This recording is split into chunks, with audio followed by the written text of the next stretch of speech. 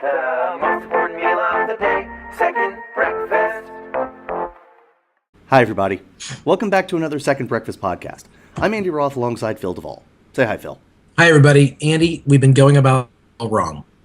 What have we been doing wrong? That's all I have to say. What are we doing, and how are we doing it wrong? What are we doing? What are any of us doing, really? I just think we've been going about it all wrong, and I'm ready to tell you why. I literally could not be more excited to hear. I know you can't tell from I can my tell. voice. I can't. I know you can't. tell. This is your excited voice. No, yeah. So every month we do a monthly preview to let people know what movies are coming out that we are interested in which we are interested, to let people know which movies are coming out in which we are interested. You can't do that, but also in which we have interest. Stop it, because you started this thought with each month we do a monthly preview. Come on, man, a little redundant. It's from the Department of Redundancy Department. Can we start recording all over again? This is a disaster. No. Okay. Every month we do a preview of the movies that are coming out in the month. Yes. Still falling apart. Okay. Still. So and we have three categories. We have a category of movies that we just called Can't Hardly Wait, because these are movies that we just can't wait for. Oh my god, I'm so excited. Sure. And also, specifically movies like unabashedly teen movie. It is. Which I've maybe seen 3/4 of once. I saw it 3 times in the theater. I completely believe you. We were different people back then. That's true. That's true. Because now I think if it was playing, you would not see it more than once, and I would see it 7 times. So I think I have regressed fantastically. But anyways, I was so much older then. I'm younger than that now. Fair. The category is great because it's basically things that we are excited that we want to talk to you about, these movies that we are unabashedly and unreservedly like, I want to see that movie. Yes, right? And now just to throw out there for the folks hearing a monthly preview for the first time, that doesn't mean the movie will end up being good. It just we're not pretending we know. This podcast is not a review. It is a preview. That's true. Which it's based completely on our expectations and our hopes. Yes. And so basically this category and the one that follows, which I hope you'll outline in a second, is it's the difference between our hopes have no dings in them and maybe there's a ding or two. That's so. Right, you're absolutely right. Yeah. The next category used to be called Tricked into Seeing. Yes. And now we call it Fool Me Once. It's true. But either way, it's this idea. If you put those two together, you have this sort of feeling of like there are movies that you want to see. Yes. Y'all know what I mean? Where you're like, I want to see that, but there's this like kind of either there's like major obvious reservations. I really want to see that based on the cast, but I really don't know much about it other than the cast looks great, or the cast looks great, the premise is a little weird, I'm gonna have to check it out, right. Or we'll see. Or it could be like when they made The Hobbit, the first movie, and we found out that they were making The Hobbit, we were like, this is gonna be amazing, life is great, and they're like, it's gonna be 2 movies, and they're like, it should be 2 movies, and they're like, it's gonna be 3 movies, and he's gonna film it in a weird camera, and we were like, I'm still pretending to be just as excited as I was when I first found out. It's true. That is the ultimate Fool Me Once experience, where we were telling ourselves this is it, but there was all sorts of stuff in the back of our heads going, the only other time I've experienced it that strongly was not before a movie came out, but I think it was after. It was what I was trying to tell myself after the first time I saw Phantom Menace. I knew you were going to say that, and yes. Yeah. Another scenario, you work on a screenplay for years, and you finally sell it, and it gets the big budget treatment, but Dane Cook is starring. Oh, Andy. No, I went there. What if I wrote a movie just for Dane Cook? Did you? I mean, I haven't written anything, but I wrote a movie once. Would you? I wrote a screenplay just for me, just to show you what kind of my attitude I have about things. As you should. You know who's me better and than Zooey Dane Deschanel. Cook? Me? Listen, I'm a better actor than Dane Cook. The money's not there to prove that, but I know it to be true. I'm just going to throw out there that I think you're a good actor, and I need to say that because saying you're a better actor than Dane Cook. Okay, here's the thing. I am actually not I am neither a fan nor a detractor of Dane Cook. Him being in something is completely neutral to me. Now, it's probably not going to be a great movie because he really hasn't made any good movies. But I've never watched a movie and been like, that could have been a good movie if Dane Cook hadn't been in it. That's like, true. That's true. So He so didn't I'm not, ruin Dan in real life. Wasn't he in Dan in real life? Yeah, in a supporting role, and Yeah. I think he's fine in that. I'm willing to be proven wrong, but I hear you. I hear you. yeah. I'm just. He's an interesting guy because he's one of these guys, and like there are people who just actively hate him, and I'm like, just settle down. Like, And see, interestingly, I don't actively hate him. I just like anyone who proactively likes him seems to love him, and that mystifies me. Like, that's an accurate statement. That's an accurate statement. I think he cultivates that, or did for a period of time. He was really one of the first people who used social media for positively for his own like marketing purposes, and cultivated a feeling of like everyone was like, he's my friend, like Dane's a buddy of mine, and his comedy has that sort of feeling of like, I'm letting you all in on our friendship here. I will say this: if everything he's done would be like his turn on Louis, I'd be an unabashed fan. Sure. He's actually, I'll tell you what else. He's easier to listen. His comedy is easier to listen to than to watch. He's very hyper. Interesting. He's very hyper. Okay. But I actually had never seen him live, and I had someone like loved him, and so I, big on comedy, and I had back when I had any kind of money, so I just like bought one of his CDs. Sure. And I liked it a lot. I was laughing. This good stuff. He's a good comedian. Then I watched him. I don't remember if it was the same show or another one, and I was just like, I don't ever want to watch him do things again. But like, because he's so manic. Right. But it's toned down when you're listening. Sure. If that makes sense. Well, sure, because you're only getting the A, you're not getting the V. That sounded dirty, and it wasn't. It wasn't dirty. No, at all. But it just felt dirty when you said it that way. We're talking an awful lot about Dane Cook, especially since he's not in a movie coming out this month. It's kind of on you. It is on me. I'm taking the blame. So anyway, so reservations. This middle category could be called with reservation. Do you have a reservation? Yes. Yes, I do. I have a couple, actually. Okay. And then our final category, we've broken it down to 3 categories. And our third category is called What the H. And What the H is not necessarily good or bad, although in my case this month they're both bad. But What the H is literally what it's like when you see a preview for a movie and you just go, what the H? Yeah. Yes. It could be like, what the H, I'm totally seeing that. Yes. Or it could be like, what the H, just come on, world. Yeah. A turbocharged snail, really? Come on. What the H. Wow. And you notice. And you brought Dane Cook back.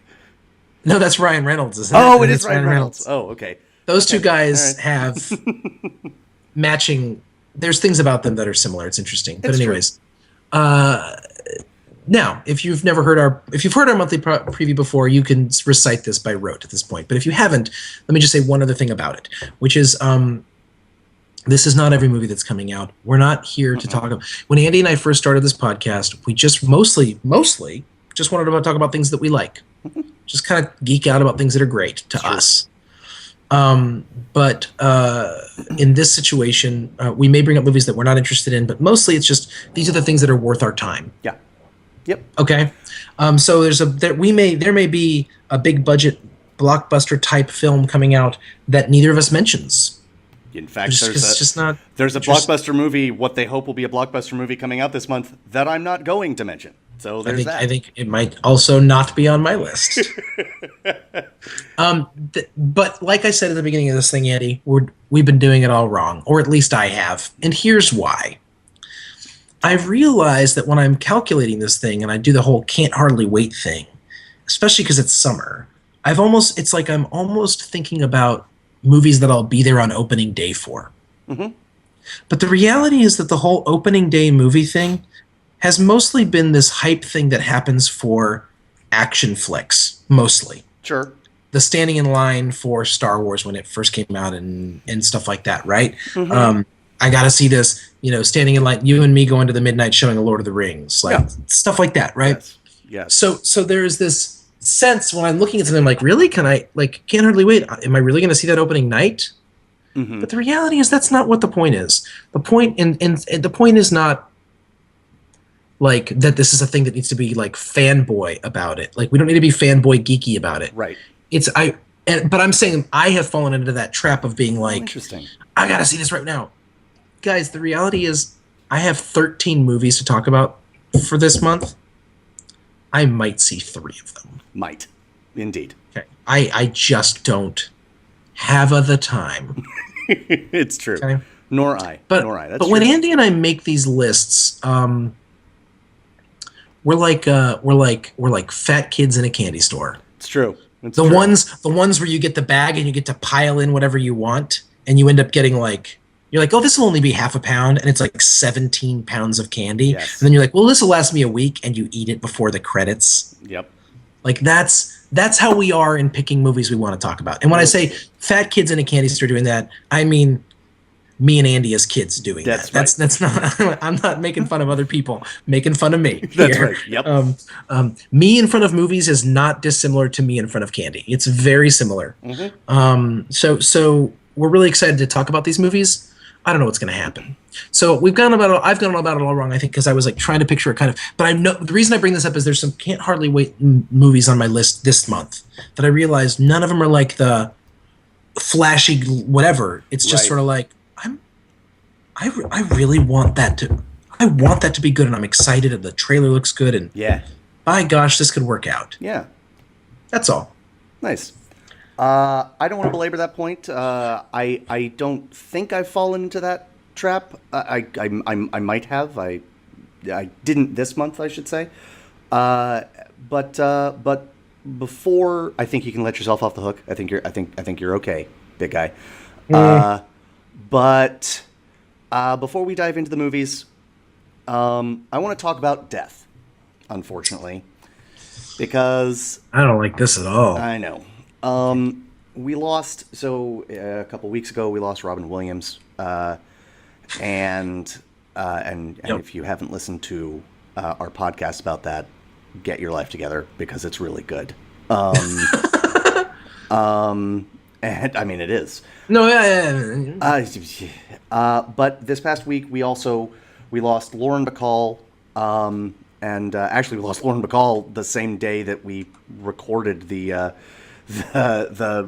Robin Williams Robin pod. Williams one, yeah. And we're tardy with that, but also this week we lost Richard Attenborough, and you know, we could do podcasts on both of them, and unfortunately they're going to end up being a little more than a footnote in our monthly preview, but we couldn't not talk about them. Fair enough. Lauren Bacall, I mean, let me put it this way. She and Humphrey Bogart fell in love when she was 19. And Yep. he wasn't. And I think he was like 38 or 45. never once was it. Here is what this woman was. Never once was anyone like, that's inappropriate. It was like, Well, yeah. well, to be fair, I'm sure people thought it was inappropriate, Right. but it was one of those things where like, and then they were married and acted like married people until he died. Until he like died. it wasn't like Until he died. That's right. It wasn't like this That's right. weird. Yeah. That's right. She was, I mean, she did everything. She won Tonys. You know, she was in To Have and Have Not. That's the movie where she was, where she met Bogart. That's the, you know how to whistle, don't you? I thought it was The Big Sleep. Oh, it was. I apologize. It's okay. I apologize. The Big Sleep, Key Largo. She was all about the film noir. Dark Passage. She was also, but she also did comedy. She did How to Marry a Millionaire, and I mean, she just, and that was with Marilyn Monroe, and it's hard to steal the screen from Marilyn Monroe, and Betty Grable, and I mean, she just owned it. She owned it. I've never seen it. I've never seen it. You should. You would like Right. it. Believe that. I read something in an obit piece about her that was like, you know, like Marilyn Monroe and Betty Grable and others like them would stand next to a pot on the stove and just their presence would get it to boil. And, Right. and Lauren Bacall would step away from it and tell the man in the room, "Why don't you heat up the water?" like, and she was just, Right. she just had this presence about her that it was, she truly a legend. And the fact that she didn't do much movie wise in the last few years of her life. I mean, she like guested on I've watched like 7 total minutes of the TV show Entourage, but she was on that. Right. And she was great. She's just, and Yeah, I've seen her in very few things, but when I've seen her, I mean, she's phenomenal. And when people talk about someone being an icon, it almost immediately it's like, oh gosh, right. oh, it's almost like don't ever watch their movies. Like that's Right. how because it's like Yes. it's like too exhausting to be told somebody's an icon. It's like just Yes. give me a break. Right. She is if you want to see why people could like fall in love not only with a specific actor or fall in love not only with a specific like genre, but literally like fall in love with movies. Yeah.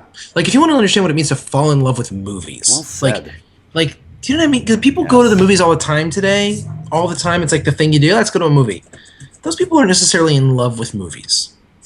But when you watch The Big Sleep, you see why someone might fall in love with movies Yeah. as a thing that could be. Yes.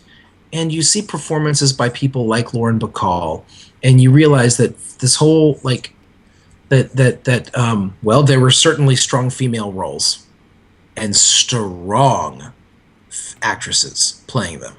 You had people like her and Barbara Stanwyck just crushing it. And so I think she's I think she's very special, and I think that she's the kind of person that will make you like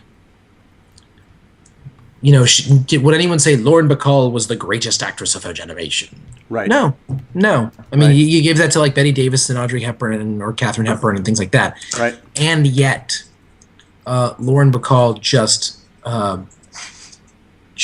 every time I saw her, it was an automatic. It was a given. Mm-hmm. And it was a given that you'd see something different and interesting and wonderful and lovely and a little and intimidating. Mm-hmm. I mean, she was the kind of 19-year-old that a 40-year-old had to ask her out because no one her age would dare. That's right. That's right. She just Because she would tear them apart. tear them apart. So the to have and have not Big Sleep error I made earlier is a bigger one, but you will be more offended by the other mistake I just made. She wasn't in Entourage. Okay, I didn't think she was, but I didn't. Wasn't. She gonna was in argue. The Sopranos. Do you know why I thought it was Entourage? Because she was like mugged for her swag by. Oh, I remember that that now? episode. Yes. That was Lauren Bacall. Wow. Okay. Oh, that's right. That's totally right. Right. My bad. My B. That's Lauren. that's okay. We're good. No. Shall we move on to Richard Attenborough? Yeah. Who most people our age probably know as Hammond. Yeah. John Hammond from Jurassic Park. Spared no expense. He's the reason everything fell apart. He's the world. reason. He's the reason problem. that life found a way. Nice. Nice. The man was he was also a legend. He was a legend as an actor and as a director. He won the Academy Award for Best Director for Gandhi. He was in. I mean, the dude was in so many brilliant movies. I haven't seen, nearly enough of them. But And he just The Great always Escape. The Great he Escape just- oh yeah. was, and his last moment in that movie, the last scene in that movie, he just has this like sweet little line that he tosses off to a compatriot of his, and it kills me every time I see it. He is amazing, and then and Chaplin as director. Yeah. He's amazing. He was like He was amazing. Yeah, they remade Miracle on 34th Street. Yeah. and made him Santa Claus. Yep. And let me tell you something. A remake of Miracle on 34th Street goes beyond unnecessary into the land of just totally inappropriate. It's true. It's not just unnecessary, it's inappropriate. That's right. And You are yet, correct, sir. while I do not condone the making or the viewing of this movie, Yep. I would say it's one of those things where it was like, well, if someone's going to do it, like if you're going to have someone play Santa Claus, like in the remake of Miracle on 34th Street, That's right. Attenborough's a great choice. Yes. Well, bad idea, but At the least best of the bad ideas. That's like, right. no one was mad that it was him. And That's right. that being said, don't ever go see that. No. But at least it keeps Phil and me from breaking into the studios and burning all of the negatives and stuff. Right. Mostly my fear of prison does that. But yes, deep fear of prison. Unless I could go to Litchfield, I've been watching Orange is the New Black. If they were going to send me to that prison, Nice. that'd be fine. I've seen things, man. Prison holds no. I can't even finish that sentence. All right. Enough. Should we talk about actual movies for the coming month of? Enough downers and death and. Shall we talk about Septembre? Let's. That's how they say it in some other place. Dude, is it? I have no idea. Is it? All right. I'm just saying. Again, the three categories: Can't Hardly Wait, Fool Me Once, and What the H. Okay. Phil, Can't Hardly Wait for September. What you got? Well, my first one's a little film that I know almost nothing about except for the cast, but it's called The Skeleton Twins. Kristen Wiig and Bill Hader. Mm-hmm. And I'm not even an SNL guy, Sure. but I've seen their chemistry, Yep. and I've seen Kristen Wiig in movies. Yep. She is an immense talent. Agreed. And I have not a lot of opinions about Bill Hader. He's fine. Like, he's funny to me. Sure. But this looks like a movie that's not just straight comedy, Yeah. and it's the two of them, and they have great chemistry. And that's literally all I know about it, and it's kind of like all I care to know at this point. I don't want to know anything I'm else. in. I don't I'm know. in. It's on my list. It's in this category, and this is. It also seems to be totally- getting good reviews, Yes. which, Yes. potato, but it's like, it's not mixed reviews. It's sort of No. everyone's like, oh, you're going to go see that, right? Yeah. Oh my God, I think I am. This is totally unfair of me, but it's unfair of me in a positive direction, so I don't care. He's in a comedy drama from SNL that I saw was Will Forte in Nebraska, which was just about perfect. So Yeah. Bill Hader gets some shine from that. No, that's right. That's right. Yeah, no. I know huge. I Big don't know fan. if Bill Hader thought that he could get some shine from Will Forte's nod, but that's okay. This is what we're doing. That's right. Go for it. Next. Oh boy. Yeah. Boy. Next for the Can't Hardly Waits, same week, coming out September 12th, and this actually went from WTH, What the H, to Fool Me Once to Can't Hardly Wait.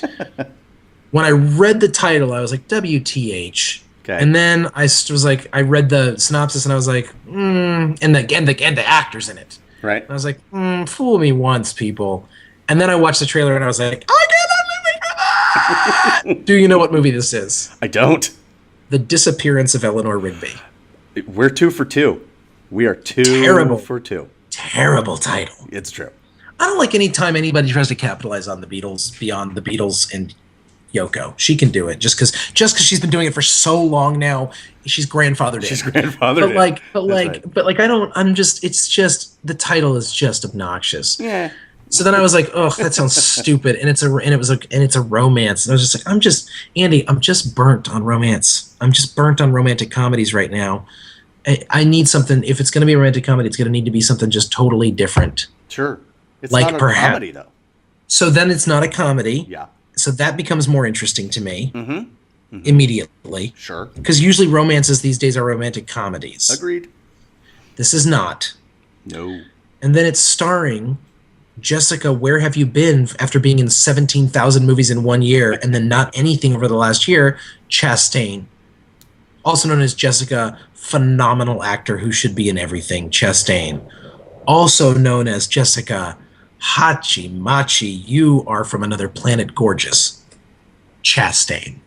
I love her in a million ways. She's glorious. I'd love to see her birth certificate with that as her middle name, with all those middle names. Well, AKA, a lot of those are aliases. But my point is, okay. she's talented she's just absolutely immensely talented. Like I've used that term immense twice now, but she's really gifted. She's really wonderful. I love watching her do things. Yeah. She's pretty in a way that's like you don't even feel bad saying it in front of like your wife. Because like it's just so undeniable that she can't even get mad about it. She's like, Sure. I know, it's Jessica Chastain. Like when my wife sees what's that guy? Who's the stud in 22 Jump Street that's not Jonah Hill? Channing Tatum.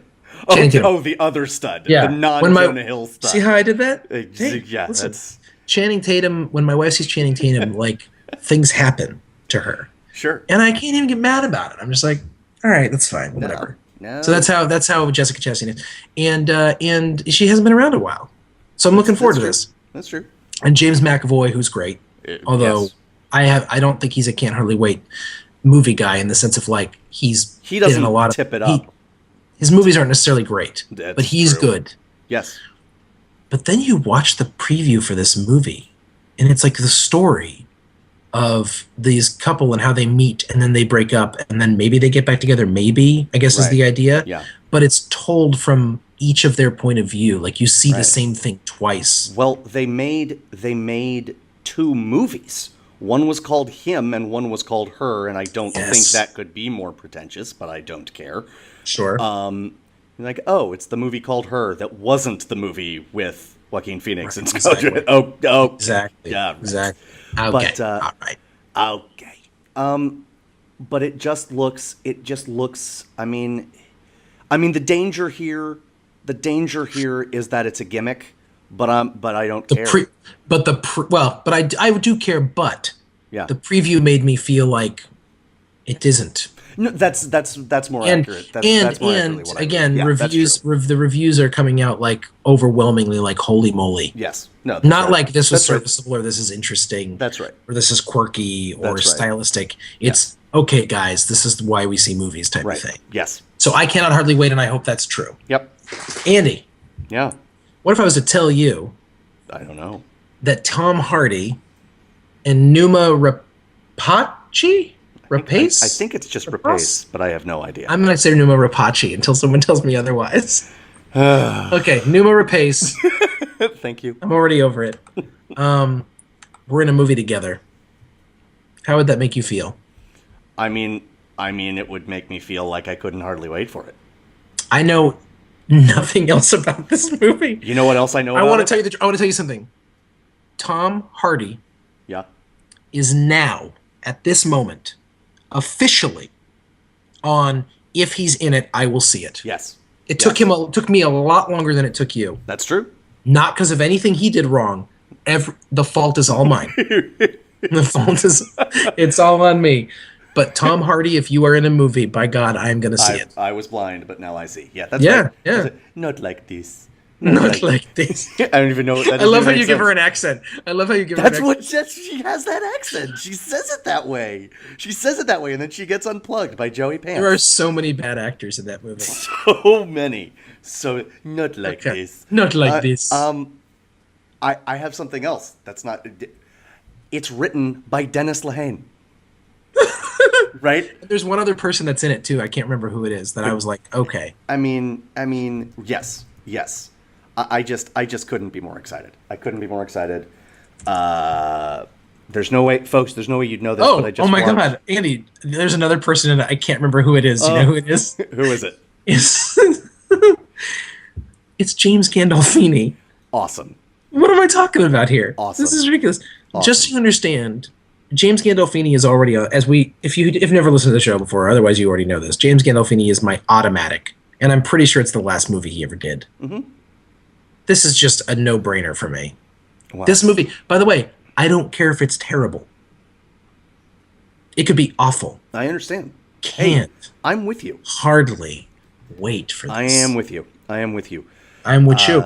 For those who don't know who Dennis Lehane is, he's a writer. He's an author. He wrote the novel that Shutter Island was based on. Wrote Gone Baby Gone. Wrote Mystic River.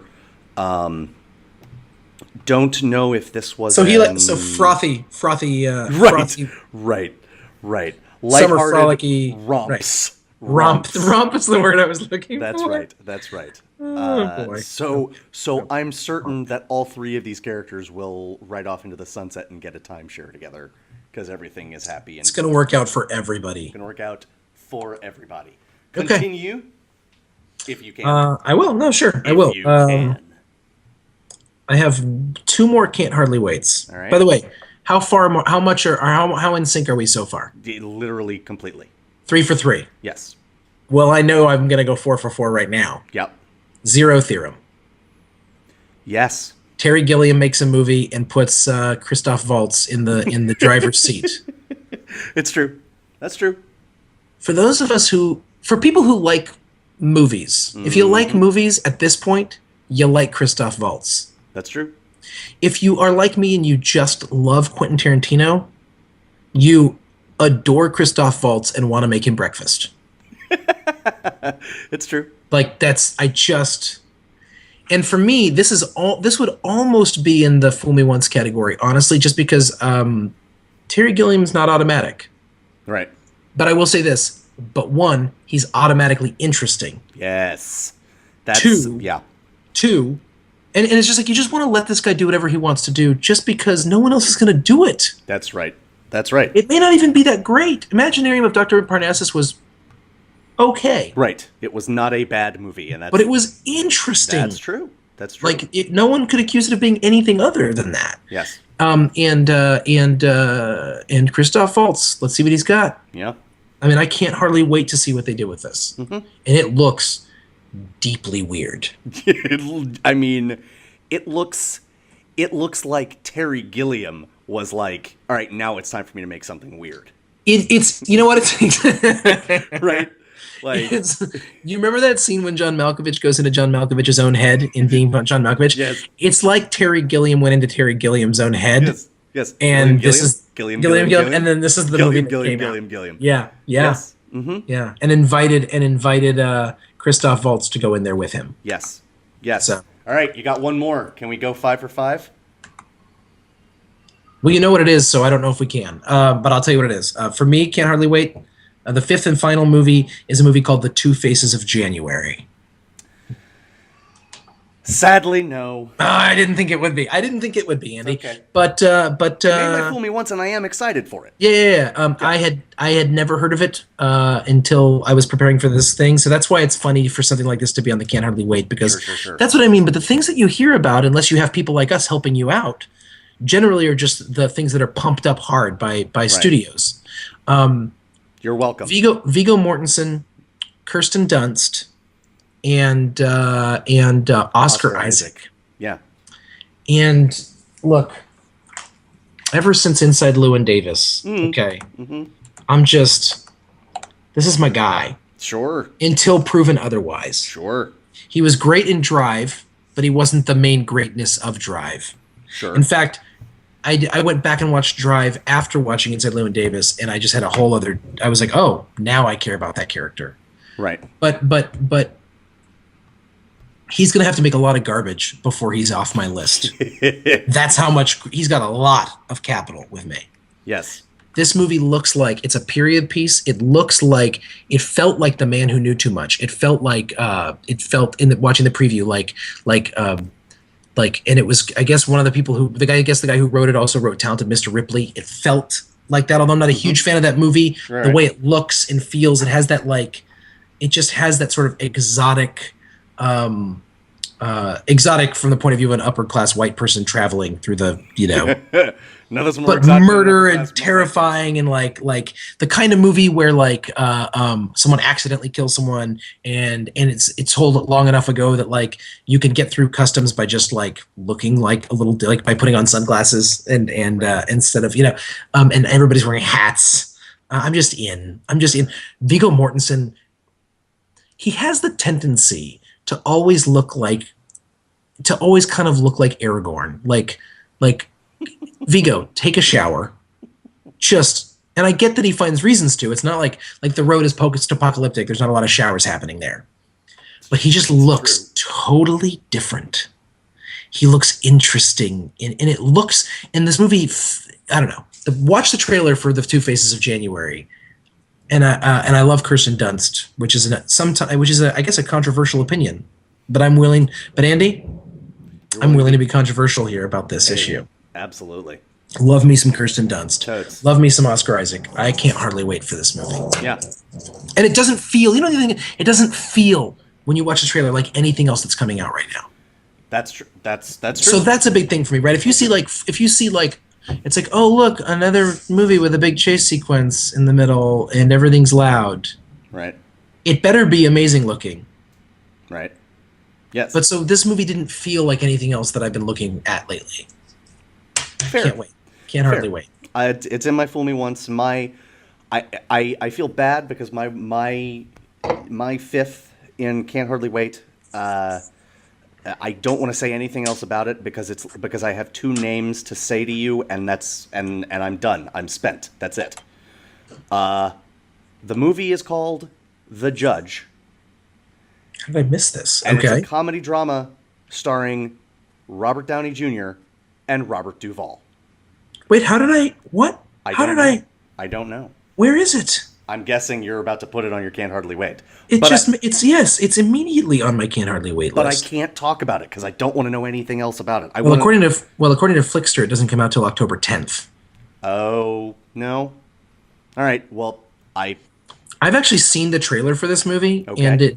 and when it comes out, it will be on my and Vincent D'Onofrio and Billy Bob Thornton and Vera Farmiga, and it is might be on my Fool Me Once category when you watch the trailer, Interesting. Okay. but only because it's got this really sort of like, only because it feels very formulaic, Sure. but it could be the kind of thing where it's like, oh, thank God it was so formulaic and glorious. Sure. You know, Well, so Okay, we'll see. So No, but that's okay. Well, I think the no. I'm keeping it, and I guess I'll have to keep it for an extra month because Sure. what's happening in September with it is it's getting released at the Toronto International Film Festival, which we don't usually count, but for some reason Sure. a thing Okay. that I looked at. Okay. So all right. So By the way, before we move on to the next category, I was looking up. I wanted to know more about The Drop. I don't. Tom Hardy, Okay. Numa Rapace, James Gandolfini, Mm-hmm. and so I looked up the director because I was like, well, has this guy done any other things? Mm-hmm. And his name is Michael, but there's an umlaut over the E, so already we're nervous because I don't even know what an umlaut over the E in the name Michael, like I don't even know what that does to a name. Right. Like Michael, is it Michal? Maybe it's Michal. His last Probably name is not, Michael but okay. Roscom. So Okay. he's probably from another country. I don't know. It's fine. But then I'm looking at his IMDb page and it says Michael Roscom is a director and writer known for Bullhead, Carlo, and The One Thing to Do. And I just want to be like, he's not known for any of those Known things. For any of those Let's things. be clear. No Right. one knows the person that you're talking about right now. Right. Maybe you need to like reevaluate your idea of what it means to be known for something. It's true. That sounds really catty, and I don't mean to be mean. I'm just kind of Okay. like, come on, Mikey. So I'm gonna go Yeah, ahead so- and hit you with my Fool Me Once category. Please. I'm just gonna list them all and we can talk about the ones you want to talk about. Great. Gone Girl, Yes. Nightcrawler, The Box Trolls, This Is Where I Leave You, Mm-hmm. The Longest Week, Jason Bateman showing up twice in a row, The Equalizer. This is my biggest category by far. Okay. Hold on. When's Gone Girl coming out? Because I didn't even see it on the list. Again, this is problematic. Did I make the same I don't mistake? know. I don't know. See, I always write down when they're coming out so that I'm not totally lost. Sure. Yeah, I don't understand when Gone Girl comes Oh, out. it comes out October 3rd. Never Okay, mind. get rid of that. Cross that out and start again. Because that just so threw me. You just so threw me that I don't know. I didn't know anything you said after that. Okay. Thank you, Andy. Oh, God. All right. Thanks, Andy. Nightcrawler. Okay. The Box Trolls. Okay. This Is Where I Leave You. Okay. The Longest Week. Yep. The Equalizer. Yep. A Walk Among the Tombstones.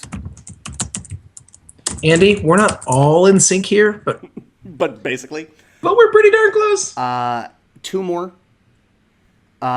Three more. Hector and the Search for Happiness, Fury, and Annabelle.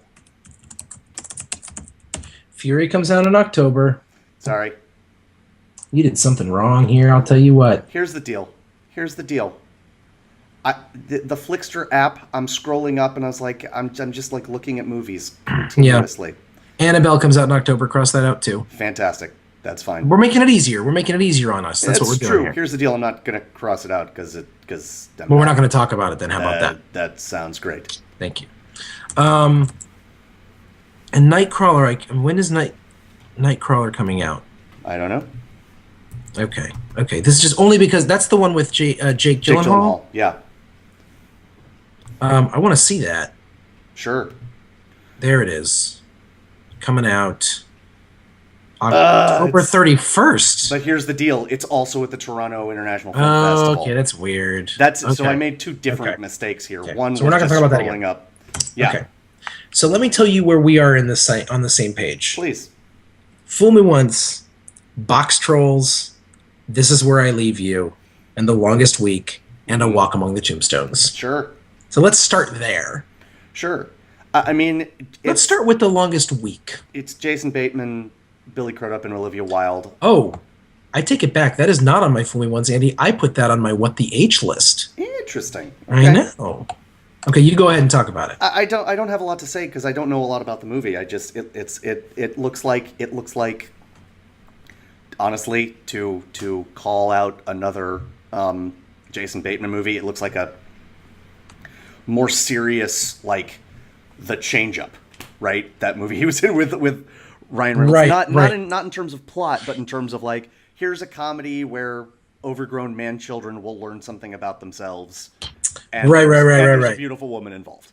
Yeah, and Olivia Wilde. And the woman involved is Olivia Wilde. I'm not even think it's, at this point, I don't think it's fair to call Olivia Wilde a beautiful woman. I think you might need to call her the beautiful woman. She like, I talk about these other women that I find attractive that are actresses, but Olivia Wilde's the kind that I wouldn't be able to make eye contact with. Okay.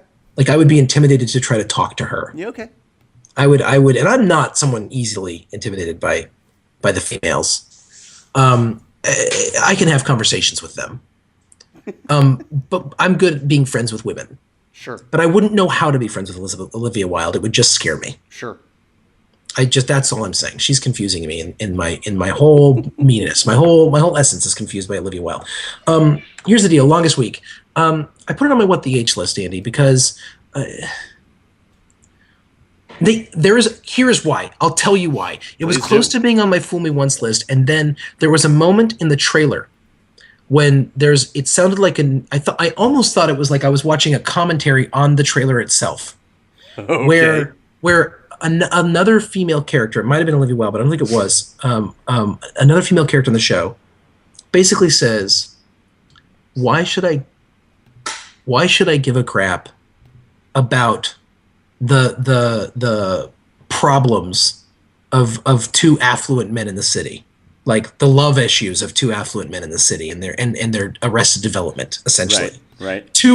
And I thought it was someone commenting on the trailer that I was watching, and it turned out it was a character in the movie. And so it was like, it's so self-aware that it even has someone saying that, and they're using it in the trailer. And then someone answered, and Jason Bateman's answer is sort of like, well, the affluent have problems too. And I was like, not a good enough reason for me. Like, I'm kind of and I'm not a big class warfare guy. I don't have a problem with rich people. That's not my issue at all. Sure.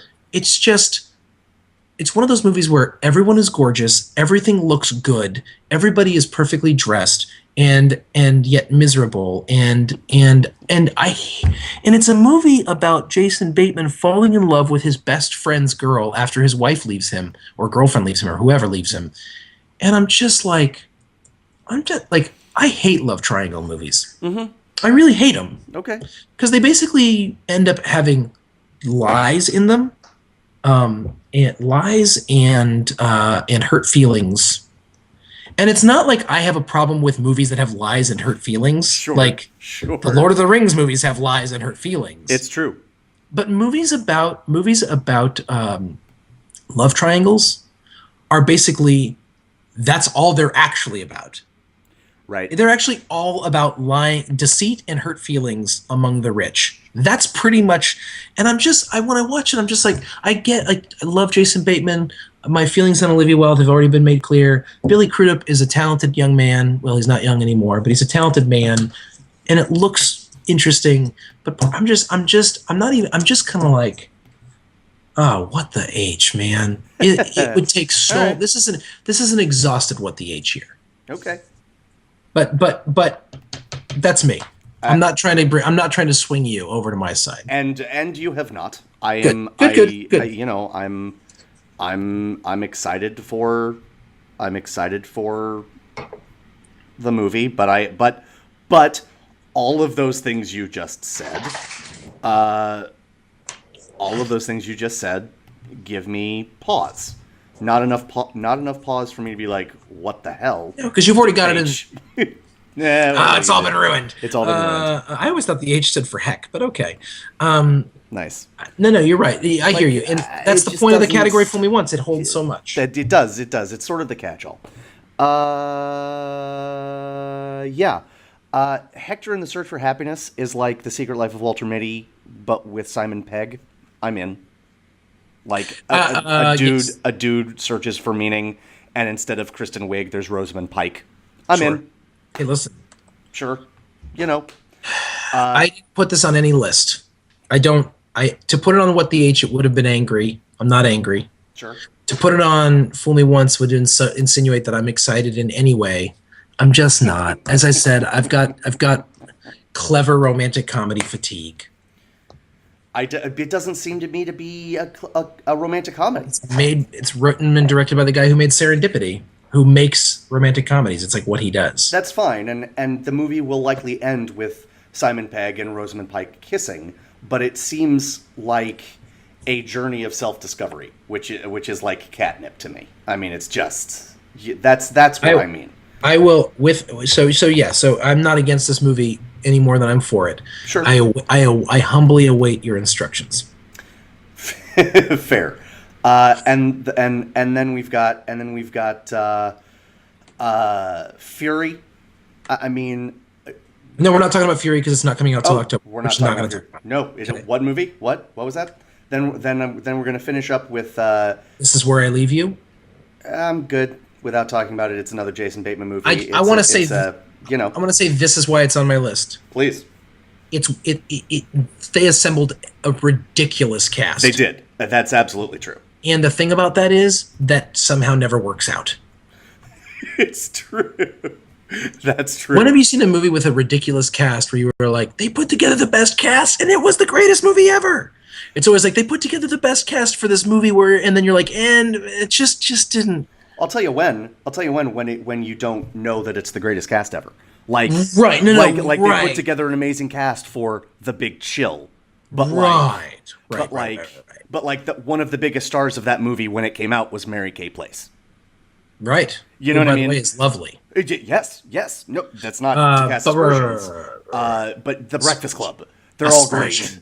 But you know, no, I agree with you. I was really there was August Osage Cat. No, nope. That movie didn't work. I never bothered seeing it. I was hoping that the movie that was the big blockbuster that we both left off our list was going to be The Equalizer, because I left it off my list. But you did put it on your list. So what is it? Why did it make your list? Just because it's Denzel? Well, I want to talk about it along with A Walk Among the Tombstones. Great. Because they're functionally the same thing. A dude who's too old to be doing what he's doing, beating the crap out of people who are younger than he is.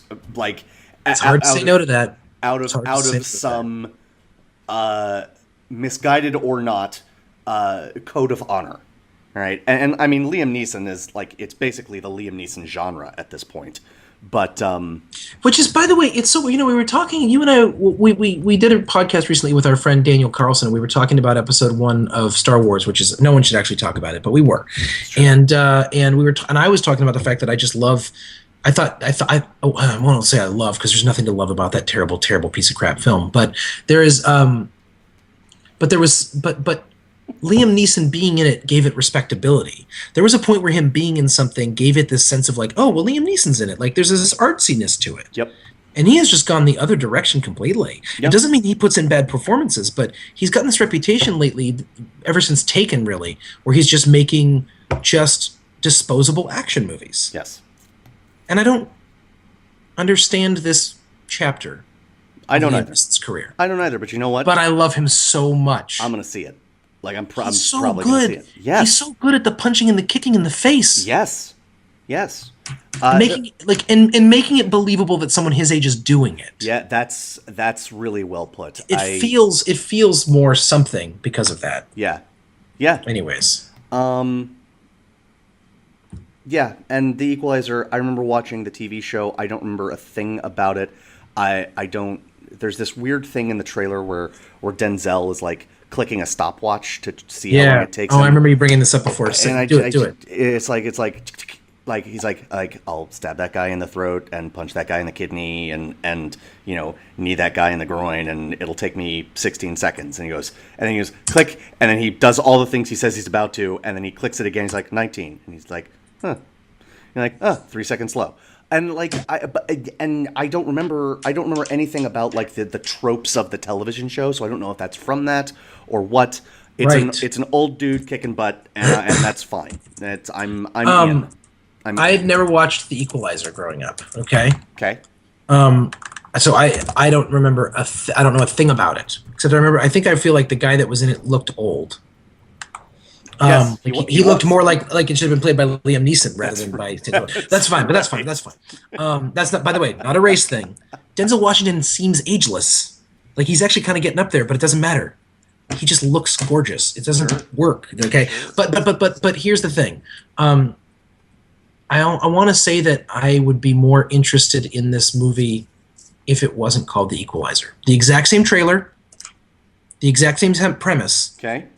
If it was just not based on a TV show, it was just a thing they were doing, I would be much more interested in it immediately. And it would have at least made my Fool Me Once category. Okay. So anyways. Interesting. Okay. All right.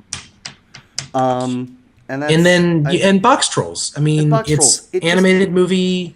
It means I'll take my daughter to it. That's all that means. It means it's a movie for me to take my daughter to. But it looks legitimately good. Coraline. It's made by the people who made Coraline, and I'm interested. They've got my interest.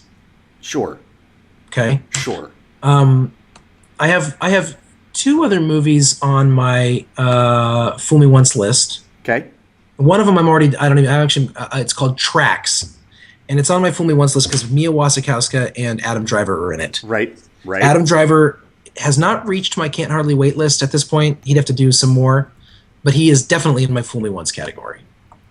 Okay. And the other one is, I'll just say one little thing about it. It's called 20,000 Days on Earth. It is a documentary of basically a day in the life of the singer-songwriter Nick Cave. Nick Cave is a guy I have 0 of his albums, and he's one of the artists that of all the artists that I have no albums of, he's one of the ones I'm most interested in. Okay. I think I would probably like his music if I started to. It's just a whole other person I haven't gotten into. And he's done movie. He wrote The Proposition, which was the Australian cowboy movie with Guy Pearce and Danny Houston, which is wonderful. Yeah, and just that movie's good. Painful and wonderful and excruciating and amazing. Yes. And he wrote Lawless with Tom Hardy and Guy Pearce again and Jessica Chastain and the guy that I love from Zero Dark 30 and whose name I don't Jason know. Clarke. Love Clarke. him. He's and so he was just in the Dawn of the Rise of the Planet of the Apes, right? Yep. Love him. Yes. So it's a documentary about this guy, and I find him to be a fascinating guy, and I'm thinking if I see this movie, maybe it'll get me into his music. Nice. So it's on my list, but I'm not jumping up and down. But I just want to mention it. I want to say that it's a thing I'm thinking about. All right. That's my Fool Me Once. I have one other What the H. How about you? What do you have on your What the H? I've got 1.5 on my What the H. The half is because I am not certain that this movie is actually being released at all, let alone in September 2014. Say more. Well, I'll say that'll be the last thing I say. But the first one, the What the H, a little movie I like to call, because it's the title, The Identical. Okay. The premise is this, all right? What if, so when he was, in the womb, I think, or maybe when he was born, Elvis Presley was a twin. Okay. And either one of the twins miscarried or it was stillborn. And the premise of the movie, with a little bit of like religious stuff thrown in, not like Kirk Cameron made it, but Okay. like, someone like that, thrown in. What if the identical twin didn't die? And so it's like, and so he's like torn between, I don't know, maybe some music, but also becoming a pastor or a preacher like his mom wants him to, or something. And it's got Joey Pantoliano's in it. Ray Liotta's in it. Seth Green is in it. Which is very strange. It's got one name in it that is making it not be allowed to be on my list, of any list that I have. Okay. So. What is it? I don't want to. My mama told me if. Oh, I know who it is. I know who it is. I'm sure she's a lovely person. I don't have any problem saying her name. So I'm sure she's a lovely person. She seems very intelligent and she seems really thoughtful. But Here's the deal. I have to respect loving sports the way I do and going to Duke the way I did. I have to respect anyone who supports any college team with the genuine but not insane fervor. Yes. That Ashley Judd supports the Kentucky Wildcat basketball team. I do not have a personal problem with her. Nor I. I cannot stand her in movies. At the beginning of this podcast, like 3 years ago, when I cast aspersions, there's that word again, towards Dane Cook, you know what I should have said? Yeah. Ashley Judd. Yeah, you should have. I should have said Ashley should have, but didn't. Should have, but didn't. It's true. Okay. I have yet to see a line reading of hers that I believed. Well, that movie belongs in the What the H category for sure. Right. I mean, I'm not listing it, but it deserves to be brought up just because What the H. What the H. Okay, and Atlas Shrugged. Oh, forget it. I'm not even going to talk about it. Part 3. Yeah. Yep. No. Here's the deal. So I'm not an Ayn Rand fan, which I'm sure. But wait a minute. You're either a fan or you're not. That's the way she is. But have you read any of her books? I have read some of her. Not from cover to cover, and I need to, and I will. Well, at this point, you're not a teenager anymore. You probably don't need to. But go ahead. That's fair. But here's why the movie makes it on. Like, I know her themes, let me put it that way. I don't know how she is as a writer, but her philosophy I am familiar with. Does that make sense? Yes. So, here's why it's on my list in the What the H category. So, I don't know how to say the protagonist's name. Is it Dagny? Yes. Dagny? I think so. I've never actually said it out loud because I was just read it. But I assume it's Dagny. Dagny Taggart, yeah. Right, Dagny Taggart. This movie, as you might imagine, Atlas Shrugged Part 3, is the third. And say it. I know exactly what you're about to say. Dagny Taggart, the heroine of the movie, has been played by 3 different actresses. This movie has had 3 different casts. I was just looking at this the other day because Taylor Schilling from Orange Is the New Black fame was in the first one. Yes. And then which is very Samantha interesting. Mathis was... Right. Which they look... listen. I actually am one of these people, and this is going to say a lot about me, I suppose. I'm one of the people who loved Atlas Shrugged when I read it in college. Okay. Haven't read it since. I recognized a lot of problems with it, but I didn't really care. I think to this day, that whether one cares about Ayn Rand or not, believes in her stuff or not, she's someone that I think people who were born and raised in the 20th century ought to think about and reckon with rather than just be dismissive about. And I also would say... even if you just totally disagree with her, she's someone to disagree with rather than just ignore. Sure. And I think a lot of people have opinions about Ayn Rand without actually having read them at all or taken her seriously. Right. And I think she deserves to be taken seriously. Not as seriously as Socrates, of course, but I think she deserves to be taken seriously. Sure. And then again, disagreed with, discarded, whatever, but taken seriously. I also would say there's a story worth telling in there that I think Atlas Shrugged should, if it were to be done, should be 3 seasons on HBO. Okay. That's how it should be told. Okay.